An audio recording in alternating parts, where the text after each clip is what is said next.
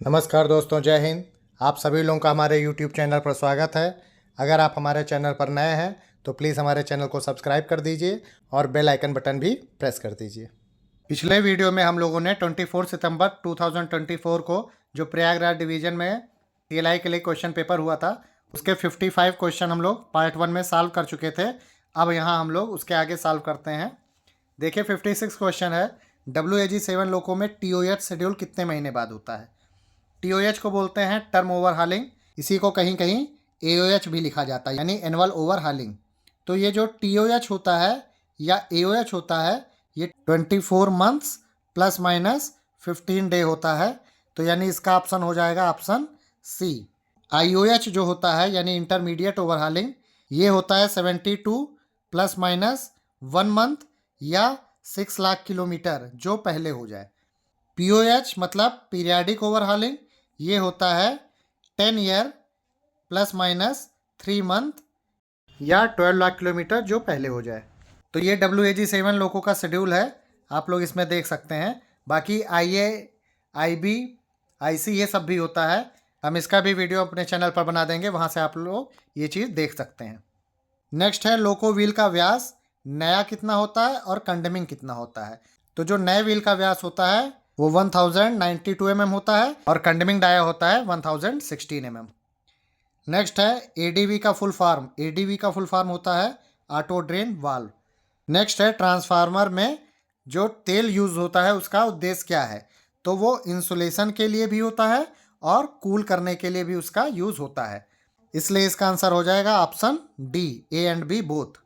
Next है regenerative braking के दौरान ट्रैक्शन मोटर कार्य करता है एज ए जनरेटर। तो इसका ऑप्शन हो जाएगा B। नेक्स्ट है OHE का सबसे छोटा खंड जिसको कि TPC द्वारा रिमोट कंट्रोल के माध्यम से अलग किया जा सकता है, वो क्या है? तो OHE का वो सबसे छोटा भाग जो TPC द्वारा रिमोट कंट्रोल किया जाता है उसको बोलते हैं सब सेक्टर, और OHE का वो सबसे छोटा पार्ट जो मैन्युअली आइसोलेट किया जा सकता है उसको बोलते हैं एलिमेंट्री सेक्शन। नेक्स्ट है कॉन्टैक्ट तार को पूरी लंबाई में जिगजैग तरीके से क्यों लगाया जाता है? आपने देखा होगा जो OHE का वायर है वो ऐसे जिगजैग टाइप का लगा है। ये इसलिए लगा होता है कि जो हमारा पेंटोग्राफ है उसका जो स्ट्रिप लगा है वो स्ट्रिप एक जगह से ना घिसे, वो पूरी लंबाई में घिसे। इसलिए इसका आंसर हो जाएगा ऑप्शन ए, पेंटोग्राफ पट्टी पर खांचे के गठन से बचने के लिए, क्योंकि एक ही जगह घिसेगा अगर पेंटोग्राफ तो वहां पे ग्रूव बन जाएगा, खांचा बन जाएगा। नेक्स्ट है घुमावदार ट्रैक पर सपोर्ट पर कांटेक्ट वायर का स्टैगर कितना होता है? TRD से काफ़ी क्वेश्चन आया है। ये जो स्टैगर होता है जब ये सीधी लाइन होती है यानी टेंजेंट, उस पे होता है ये 200 mm, और यहाँ कर्व्ड पे पूछ रहा है तो कर्व्ड पे होता है ये 300 mm। इसका आंसर हो जाएगा ए। नेक्स्ट है जब टेम्परेचर बढ़ता है तो OHE कंडक्टर की लंबाई क्या हो जाएगी? OHE कंडक्टर की लंबाई भी बढ़ जाएगी। इसका आंसर हो जाएगा बढ़ता है। नेक्स्ट है कैंटिलीवर असेंबली की ट्यूबें किससे बनी होती हैं? तो ये बनी होती हैं गैल्वेनाइज्ड स्टील की।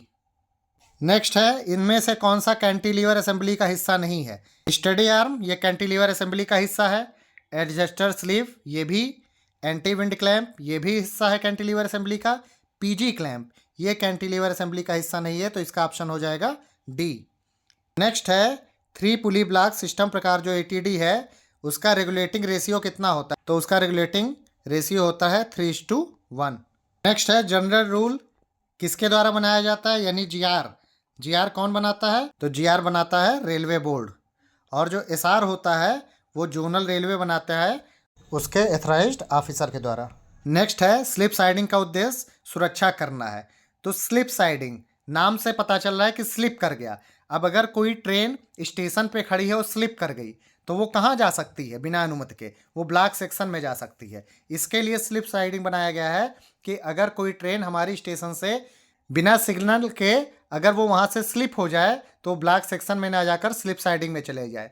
ये भी एक प्रकार का एक्सीडेंट है। तो इस तरह ये स्लिप साइडिंग किसकी सुरक्षा करेगा? ब्लॉक सेक्शन की।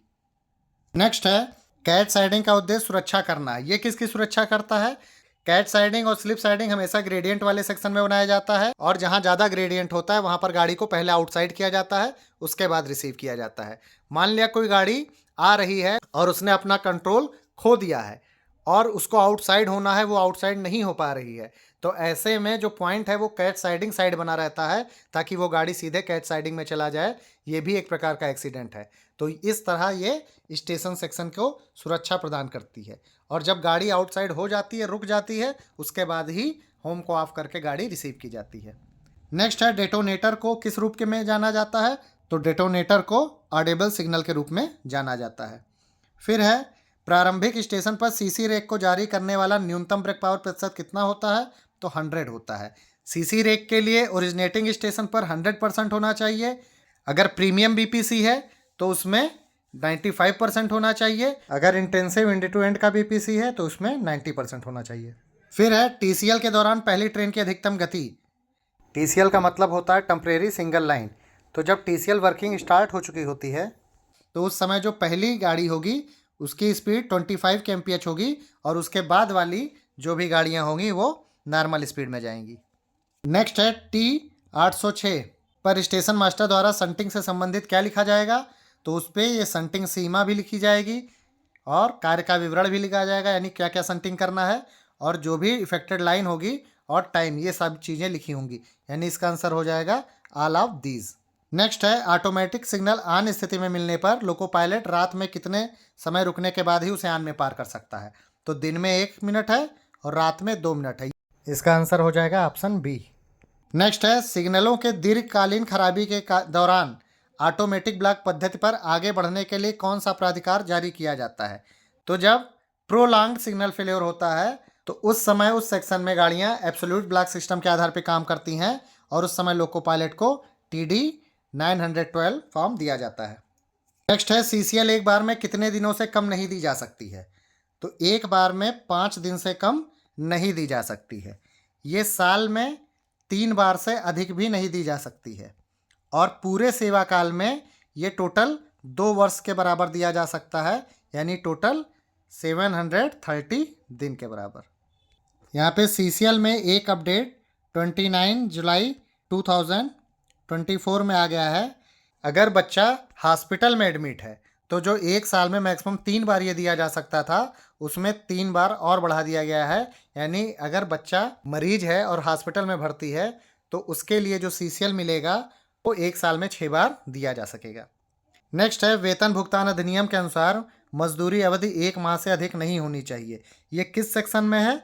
तो ये सेक्शन 4 में आता है।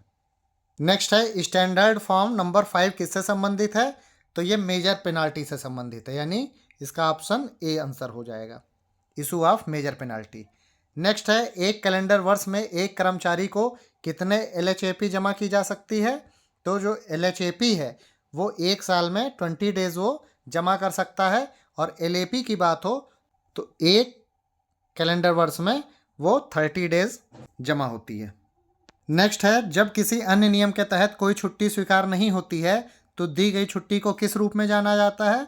एक्स्ट्रा ऑर्डिनरी लीव, जिसको कि EOL कहते हैं। नेक्स्ट है बच्चे के जन्म के बाद किस अवधि के भीतर पैटर्निटी लीव लिया जा सकता है? तो 6 मंथ के भीतर पैटर्निटी लीव लिया जा सकता है। नेक्स्ट है कामकाजी महिलाओं के यौन उत्पीड़न को रोकने के संबंध में किस नियम के तहत रेल सेवा आचरण नियम 1966 है? तो ये जो रूल है वो रूल होता है 3C। 3A जो है वो तत्परता और शिष्टता से संबंधित है। रूल 3B जो है वो सरकारी नीतियों का पालन से संबंधित है। नेक्स्ट है 20 दिन का बेसिक पे किसी लोको पायलट को एक्सीडेंट फ्री अवार्ड कितने वर्ष की सेवा के बाद मिलती है? तो 7 ईयर की सेवा के बाद ये एक्सीडेंट फ्री अवार्ड मिलता है, जिसमें कि 20 दिन का बेसिक पे दिया जाता है। नेक्स्ट है आपदा प्रबंधन में सबसे प्रमुख उद्देश्य कौन सा होता है? तो डिजास्टर मैनेजमेंट में सबसे मेन जो हमारा एम है वो क्या है? लाइफ को सेव करना, यानी इसका ऑप्शन ए हो जाएगा। नेक्स्ट है मौसम संबंधी चेतावनी में सबसे कम क्रिटिकलिटी का कौन सा है? तो सबसे कम क्रिटिकलिटी येलो होता है। मैक्सिमम क्रिटिकल रेड अलर्ट होता है, मीडियम क्रिटिकल ऑरेंज अलर्ट होता है और सबसे लोअर जो क्रिटिकल होता है वो येलो अलर्ट होता है। नेक्स्ट है CPR किसके पीड़ितों के लिए दिया जाता है? तो कार्डियक अरेस्ट वाले जो मरीज होते हैं उनको दिया जाता है CPR। CPR का फुल फॉर्म होता है कार्डियोपल्मोनरी रिसस्टेशन। नेक्स्ट है फायर के मेन एलिमेंट कौन कौन से हैं? टेम्परेचर, ऑक्सीजन कि फ्यूल? तो ये सभी होते हैं। जो फायर होता है वो एक ट्रायंगल पर डिपेंड होता है। तो एक तरफ टेम्परेचर हुआ, एक तरफ ऑक्सीजन हुआ, एक तरफ ऑब्जेक्ट हुआ।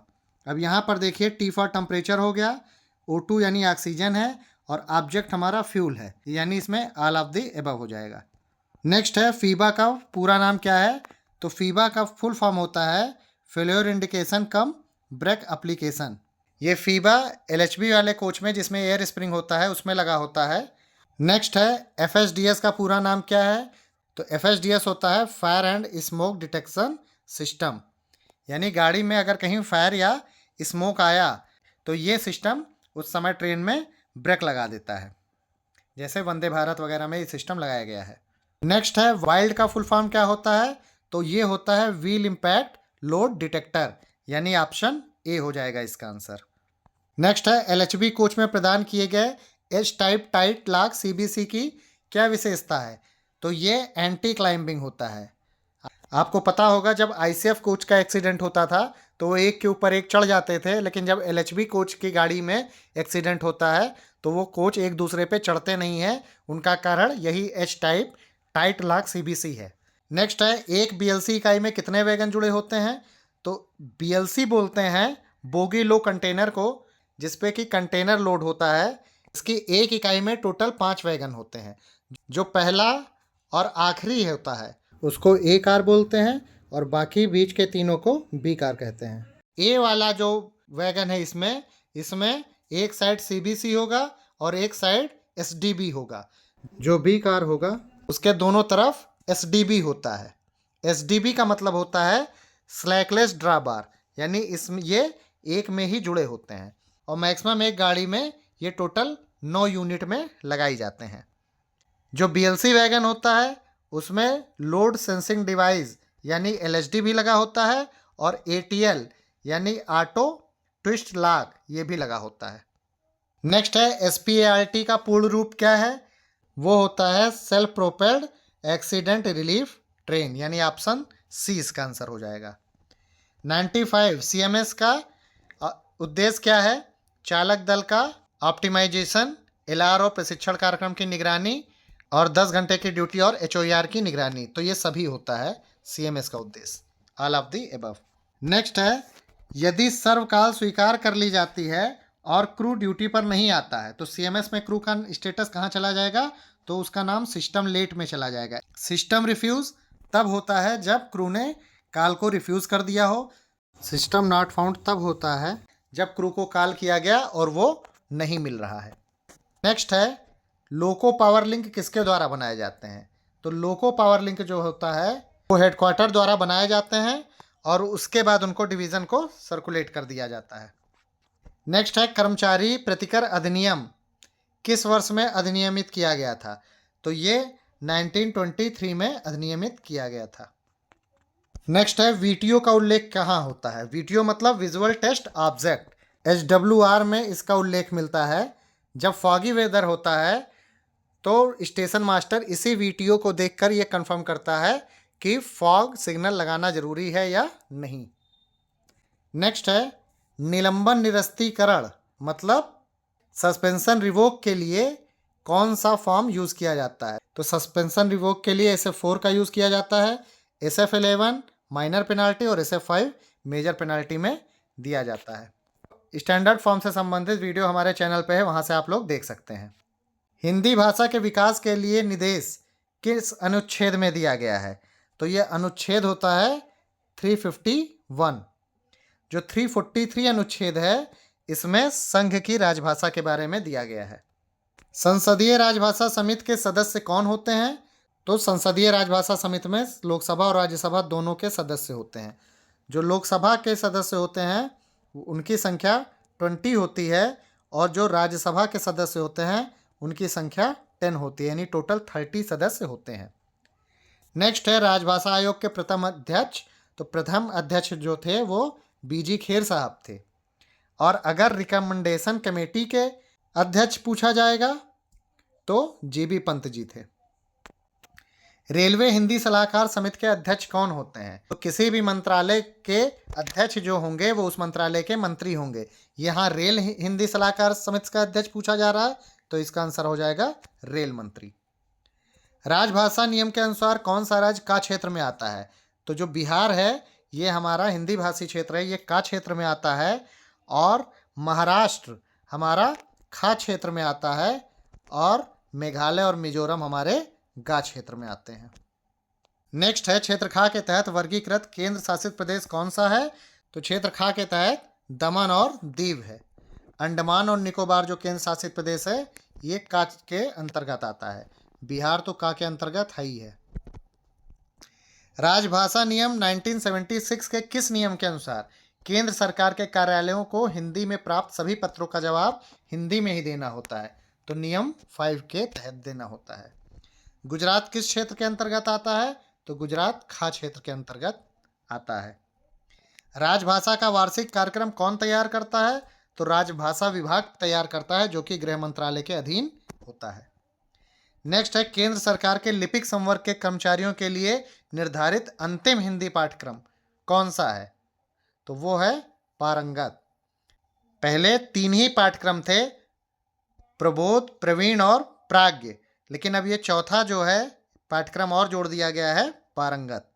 तो इस तरह आज के वीडियो में हम लोगों ने 24 सितंबर के CLI पेपर का जो क्वेश्चन बाकी बचा था उसको भी हम लोगों ने सॉल्व कर लिया है। मिलते हैं नेक्स्ट वीडियो में। Thank you.